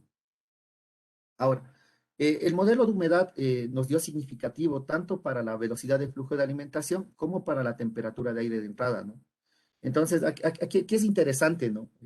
Justamente analizarle el proceso, ¿no? Porque cuando la velocidad de flujo de alimentación disminuye, sí, los polvos se secan de mejor manera y tienen menor humedad. Y obviamente la temperatura aumenta y eso también va a aportar a que la humedad sea inferior. Sí, entonces recuerden eso, ¿no? O sea, es importante analizarlo porque a menor velocidad de flujo de alimentación, los polvos tienen menor humedad. Y eso obviamente es importante en el proceso, ¿no? Porque estamos obteniendo productos secos, ¿sí? Que, que, que no se van a pegar en el equipo y obviamente también influye esto en los rendimientos, ¿no? Ahora, de la misma forma, para el modelo de eficacia de la microencapsulación, se pudo evidenciar de que la velocidad de flujo de alimentación y la temperatura de aire de entrada son significativos, ¿no? Entonces, aquí es eh, bastante importante analizarlo este parámetro, ¿no? Porque se detectaron algunas cosas, ¿no? Al momento de la experimentación y específicamente, ¿no? Sabemos de que las temperaturas altas lo que hacen es dañar a los principios bioactivos. Entonces, hay que saber distinguir lo que es, ¿no? La, la eficacia de la microencapsulación y el contenido de polifenoles que pueden estar presentes ahí. O sea, son factores que intervienen en el proceso de microencapsulación. Y lo que pudimos detectar, ¿no? Es de que a temperaturas altas hubo una buena eficacia de la microencapsulación. O sea, los principios activos fueron retenidos en el interior de la microcápsula. Pero ¿qué sucedió con los principios bioactivos? A 150 grados eh, eh, tienden a destruirse. Y eso lo pudimos notar al momento de realizar la experimentación. O sea, se encapsularon bien algunos, pero otros se destruyeron en el camino. Entonces, las corridas específicamente, ¿no? De 130 grados centígrados tenían una cantidad un poquito más alta de polifenoles. Entonces, todos esos detalles hay que irlos analizando, ¿no? Y justamente definiendo las temperaturas óptimas de secado en función también a la cantidad de polifenoles, ¿no? Ahora, dentro del modelo matemático, ¿no? Y justamente ya con la ayuda del programa de Science Expert, pudimos determinar que las condiciones óptimas para el secado por aspersión están en la velocidad de flujo de 500 mililitros por hora y a una temperatura de aire de entrada de 150 grados centígrados. Sí, obteniendo una deseabilidad, ¿no? Justamente del modelo matemático de 0.915, ¿no? Que es un valor bastante razonable, ¿no? Como sabemos, lo deseable es 1, ¿no? Pero 0.915 ya sí nos da un valor que es bastante aceptable, ¿no? Hay también que destacar aquí de que todos los modelos que se adaptaron a este proceso son modelos matemáticos lineales, ¿no? Y obviamente eso también es una ventaja, ¿no? Porque obviamente se están adaptando más al proceso, ¿sí? Luego de ello, ¿no? Se realizaron ciertas caracterizaciones a las microcápsulas, ¿no? Sí, dentro de ellos, al óptimo se le hizo rendimiento, ¿sí? Obteniéndose 95.15. A la humedad 3.15. Se realizó también la eficacia de la microencapsulación y nos dio un valor de 94%. Se le hizo higroscopicidad con 12.12%. Se le realizó también lo que es densidad aparente, 0,3121 gramos sobre mililitro. La densidad compactada de 0,5622 gramos sobre mililitro. Por medio de la microscopía de barrido se pudo determinar lo que es el diámetro promedio de la partícula, que está aproximadamente entre 12 micrómetros, 12.8 micrómetros. Adicional de ello se le hizo al polvo, y esto es algo importante, ¿no? Se le hizo capacidad antioxidante reductora del hierro, obteniendo un valor de 353 micromoles de hierro 2 más. Y una cantidad de polifenoles, ¿no? De 0.15 miligramos por gramo. Además de ello, ¿no? La partícula tenía una forma redonda, esférica, con pequeñas cavidades y dientes, ¿no? Una superficie que no tenía mayor grietas ni porosidades, ¿no? Que obviamente ahí se resalta de que el secado por aspersión se lo realizó de una forma correcta. Sí, a estos polos se podría hacer otras pruebas, ¿no? Lastimosamente por la infraestructura no se lo pudo hacer, ¿no? Por ejemplo, se le puede hacer algunas pruebas calorimétricas, termogravimétricas. Adicional a ello también se le puede hacer, en sí las dos que son infrarrojo también se le puede hacer para ver si en realidad si es una evidencia de la microencapsulación, ¿no? Pero bueno, por motivos de infraestructura no se pudo hacer esas pruebas. Bueno, en conclusión, se puede evidenciar de que en el perfil fitoquímico de la planta, y específicamente en los extractos, ¿no? y los extractos hidroalcohólicos, sí se puede extraer polifenoles y flavonoides. Estos pueden ser aplicados como antioxidantes, ¿no? Además de ello, se pudo detectar, ¿no?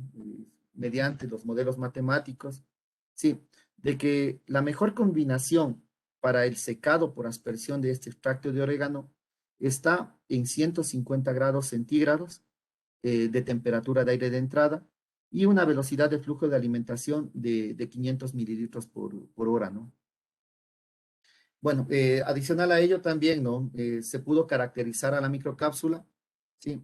Obteniéndose un 95.15 de rendimiento, un 3.15 de humedad, 94% de eficacia de la microencapsulación, 12.12 gramos de agua por 100 gramos de higroscopicidad, 0.3121 gramos de densidad aparente, 0.5622 de densidad compactada.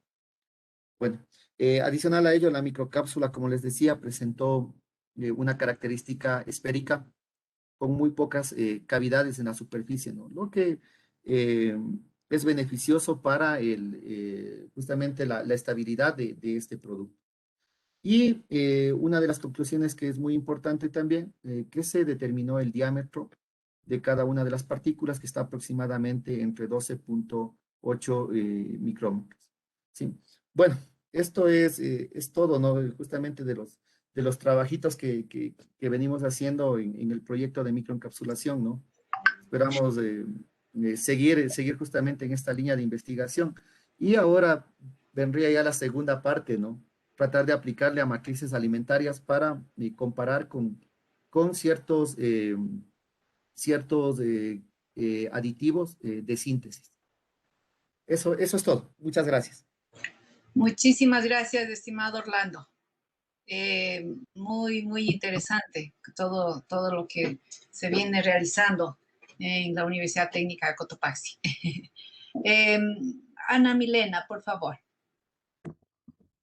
Bueno, tenemos pregunta a Lina Freire. ¿La metodología para perfiles fitoquímicos varían de acuerdo a las especies o es la misma para todos? A ver, la metodología del screening fitoquímico se fundamenta, ¿no? en ciertas pruebas cualitativas. Sí, lastimosamente justamente por por no tener ciertos equipos, ¿no? Por ejemplo, ciertos cromatógrafos que ya pudiera ya identificar de una forma directa, sí, ciertos compuestos químicos. Pero lo que hemos tratado, ¿no? En primera instancia es realizar este tipo de pruebas, ¿no? Pruebas cualitativas, ¿sí? La composición de la planta, ustedes saben, cada una de las plantas tiene sus compuestos químicos que le dan ciertas características, ¿no? Entonces, aquí es importante, ¿no? Porque al momento de que analizamos el Oreganum vulgare L, se pudo detectar la presencia de polifenoles y de flavonoides.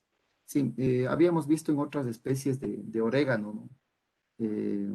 Otras especies de orégano que tenían otros componentes, ¿no? Específicamente una especie, no recuerdo bien el nombre de la especie, tenía una mayor cantidad, por ejemplo, de aceite esencial, de compuestos grasos. Otras tenían presencia de terpenos. O sea, cada una de las especies tiene su composición química diferente. ¿Sí? Tal vez en la parte química, lo que le hace característico, sí, es la presencia de timol y carbacrol, pero eso puede variar, ¿no? De una especie a otra.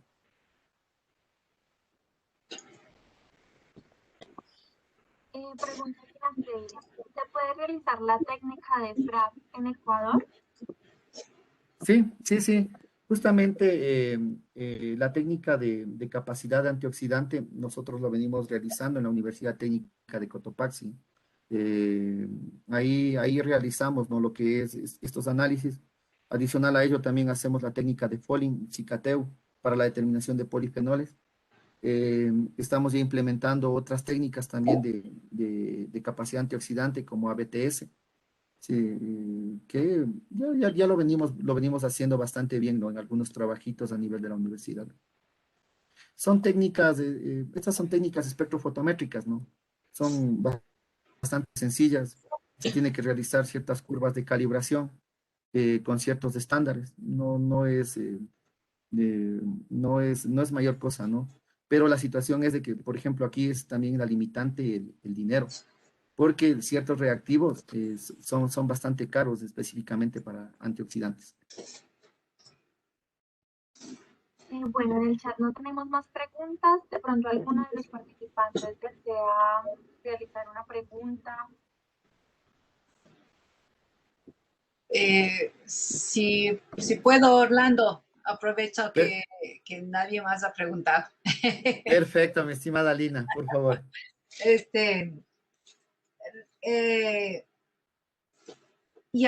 tan, cuánto? A ver, dos preguntas básicamente. Bueno, tú sabes que a mí me gustan, bueno, yo trabajo con plantas y últimamente estoy un poco enfocada hacia la aplicabilidad. Y eso es gracias a estar en la UTC, y cuando hicimos este proyecto de los mucílagos me pareció súper interesante. Y entonces estaba pensando, bueno, sería chévere tratar de hacer, no sé, perfiles fitoquímicos de plantas nativas. ¿Qué tanto, o sea, podría, por ejemplo, un estudiante de pregrado hacer esto, no sé, ir al Putzalagua y hacer el screening de las, no sé, de 100 especies de arriba? ¿Qué tanta contribución es eso o no es realmente tanto? O sea, ¿cuánto ya se sabe? En realidad, ¿no? Nosotros ya venimos trabajando, que aproximadamente ya hemos caracterizado por lo menos unas 10 plantitas. O sea, sí, 10 plantas, ¿no? Por ejemplo, en este momento estamos trabajando también con Sunfo.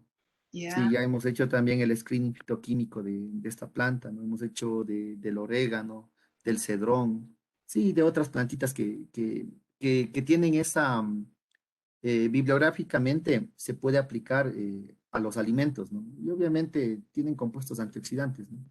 Entonces, la contribución es muy buena, pues, porque estudios específicamente de plantas nativas en el país son muy pocos los que hay. Sí, y como una parte inicial se tiene que caracterizar a estas plantas. Obviamente, no botánicamente y adicional a ello también hacer ciertos perfiles fitoquímicos para ver qué compuestos los puedo utilizar ya a nivel industrial, ¿no? Entonces, como aporte es muy bueno, pues. O sea, obviamente porque se va a conocer la composición de esa planta y ver su potencial a nivel, en este caso, a nivel agroindustrial. ¿Y en cuánto tiempo podría un estudiante, en un año, cuántas especies podría hacer? La parte, o sea, yo digo, la parte botánica sí podría gastar, o sea, para ir al campo, bueno, permisos, ir al campo, hacer las descripciones. Yo creo que en unos 3 meses ya podría tener las descripciones, pero para el perfil fitoquímico, digamos que en 6 meses, ¿cuántas especies podría hacer?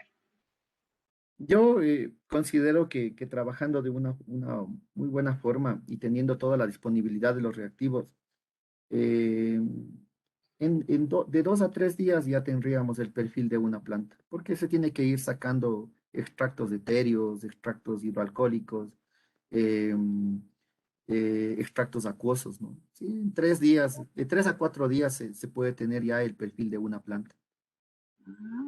O sea que digamos, así exagerando, en 30 días tú ya tendrías de 10 especies, más 30 días, o sea que digamos, Sí, sí, se podría trabajar en serie. Eso no, ya, como decía, la situación es el tener los recursos ya, necesarios para poder realizar.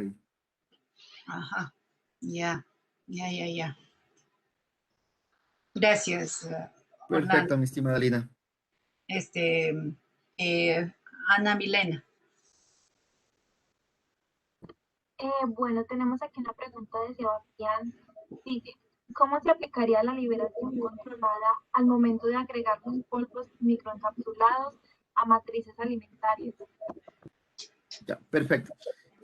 A ver, la liberación controlada es una de las características fundamentales y algo muy importante que tiene los microencapsulados, ¿no? Entonces, como ustedes saben, la liberación controlada no es más que ir liberando el compuesto bioactivo en función al tiempo. Entonces, ¿cómo se aplica esto, no? Y se aplica en función a la cinética química. Sí, entonces, por ejemplo, yo le voy a aplicar una microcápsula de una planta a una mayonesa. Entonces, ¿qué hago? Voy viendo cómo se va comportando esa mayonesa en función al tiempo. Entonces, de esa forma yo lo relaciono a la liberación controlada. ¿Por qué? Porque por ejemplo, ¿no? A la mayonesa yo le puedo ir midiendo, supongamos, índice de peróxidos. Sí, porque estos estos microencapsulados tienen antioxidantes que son naturales. Entonces yo voy viendo, ¿no? El comportamiento que tiene, sí, en función al tiempo. Supongamos, ¿no? Tiene índice de peróxidos 1 al inicio. Entonces voy viendo cómo va variando. Supongamos, luego tendrá 1, 2, 1, 3, 1, 4, y en un momento se va a detener esa cinética química. ¿Por qué? Porque el principio bioactivo de la planta, de la microcápsula, se liberó y obviamente neutralizó esos radicales libres que están presentes en el alimento. Entonces, como les decía, ¿no? Se puede evaluar en función a la cinética química y ahí se puede ir estableciendo, ¿no? Lo que son los órdenes de reacción. Sí, por lo general en alimentos, los órdenes de reacción de tiempos de vida útil y de durabilidad son tiempo de reacción 1, ¿no? Sí, que eso se va midiendo en función de cómo va el comportamiento, ¿sí? Del producto, ¿sí? En función a la durabilidad, ¿sí? Y a parámetros que se calculan en este tipo de procesos, ¿no? Por ejemplo, en mayonesas, como les decía, se hace acidez, se hace índice de peróxidos y se va viendo el comportamiento que tienen en función al tiempo. ¿Alguna preguntita más? Bueno, aquí en el chat no tenemos más preguntas. Alina, ¿deseas tomar la palabra o alguno tiene otra pregunta? Perfecto. Entonces, gracias Ana Milena. Muchísimas gracias, Orlando. Le voy a ceder nuevamente la palabra Muchas gracias. a Matthews. No sé si es que ya, Matthews. Muchas gracias, Alina, muchas gracias, Orlando, por tu ponencia. Qué interesante nutrirnos de mucho conocimiento de las investigaciones que realizan. Es bueno conocer desde otro punto de vista temas diferentes con la finalidad de fortalecer nuestros conocimientos y de todos los participantes. Son unas ponencias de alto nivel académico.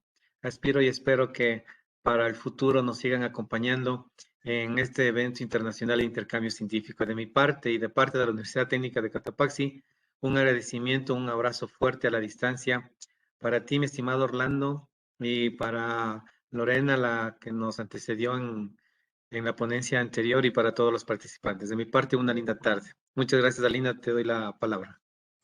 Gracias, muy amable. Orlando, desearía pedirte, por favor, si es que podrías incluir tu correo electrónico para quienes tengan inquietudes. Ana Milena, por favor, si podrías hacerle la última pregunta y luego un poco hablar en representación de Carlos. Sí, tenemos acá otra pregunta de Sebastián. Dice, el nivel de capacidad antioxidante del polvo microencapsulado determina el nivel de protección contra las alteraciones lipídicas o oxidativas de los alimentos. Sí, justamente ese es el fundamento, ¿no? De los compuestos bioactivos que estoy microencapsulando tienen una actividad antioxidante y obviamente evitan, o al menos retrasan, las reacciones de alteración lipídica, de oxidación lipídica. Entonces, como les hablaba en ese ejemplo, ¿no? Es importante medir ahí ciertos parámetros que van a tener relación con la oxidación lipídica. Entonces, dentro de esos parámetros está lo que es el índice de peróxidos, ¿no? ¿Sí? Recuerden, ¿no? Cuando ya hay una oxidación en la grasa, el índice de peróxidos es más alto. Sí, es alto. La norma habla aproximadamente, creo que de 10 equivalentes de oxígeno. Sí, pero obviamente lo que va a hacer ahí el antioxidante natural, esta microcápsula, es evitar que llegue a ese parámetro. O sea, lo que hace es detener esa oxidación de las grasas. Sí, en una matriz alimentaria. Muchas gracias. Muchas gracias, Orlando. Muchas gracias, Lorena, por estas ponencias tan interesantes. De mi parte, de parte del profesor Carlos Agudelo y de parte de la Universidad del Quindío, les agradecemos por compartirnos sus experiencias científicas, y a todos los participantes, muchas gracias por estar aquí. Los esperamos pues el miércoles dentro de 15 días para el próximo encuentro. Los dejo nuevamente con Alina Freire. Muchísimas gracias, Ana Milena, y muchas gracias tanto a Lorena como a Orlando por sus conferencias. Gracias a mis compañeros de la Universidad Técnica de Cotopaxi, de la Universidad del Quindío, y de mi parte, como profesora de la Universidad Regional Amazónica IQUIAM, les agradezco mucho a los conferencistas, a los coorganizadores, a Ana Milena y a todos los participantes. Muchísimas gracias y nos estamos viendo entonces en 2 semanas, a la misma hora y en el mismo canal. Cuídense Una linda mucho. tarde. Igualmente. Hasta luego. Gracias. Muy amables, gracias. Una buena Gracias. tarde. Gracias.